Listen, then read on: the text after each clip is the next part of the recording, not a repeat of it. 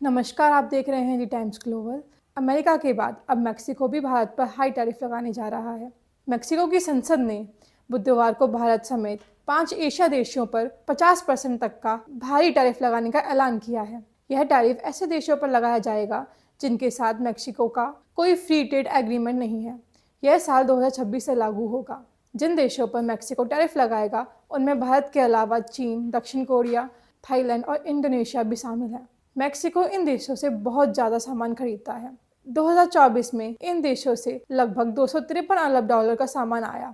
इतनी ज़्यादा आयात की वजह से मेक्सिको को करीब 223 अरब डॉलर का घाटा हुआ। चीन सरकार मेक्सिको के बड़े कारोबार संगठन और विपक्षी दल टैरिफ लगाने को गलत कदम बता रहा है। उनका कहना है कि टैरिफ दरअसल आम उपभोक्ताओं पर एक्स्ट्रा टैक्स है, जिससे रोजमर्रा का सामान महंगा हो जाएगा और महंगाई बढ़ेगी।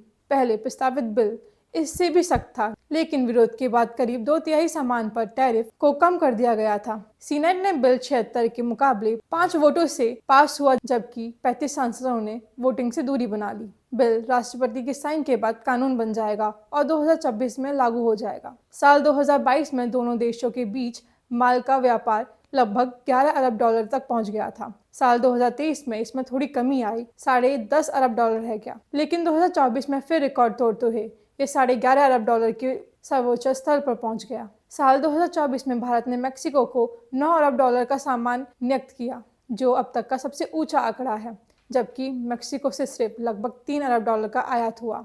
इस तरह भारत को करीब 6 अरब डॉलर का व्यापार सरप्लस मिला। यह लगातार 8वां साल है जब भारत मेक्सिको के साथ व्यापार में मुनाफे में रहा है। हालांकि अभी भारत और मेक्सिको के बीच मुक्त व्यापार समझौते को लेकर बातचीत की जानकारी नहीं है। भारत पर अभी दुनिया में सबसे ज़्यादा अमेरिकी टैरिफ 50% लगता है, जो ब्राज़ील के बराबर है। भारत और अमेरिकी डील पर चल रही बातचीत के दौरान ही एक बड़ा अपडेट सामने आया है। अमेरिकी ट्रेड प्रतिनिधि जेमिसन ग्रीयर का कहना है कि भारत ने एग्रीकल्चर सेक्टर को लेकर अब तक का सबसे अच्छा ऑफर दिया है। ऐसी ही जानकारियों के लिए देखते रहें दी टाइम्स ग्लोबल। धन्यवाद।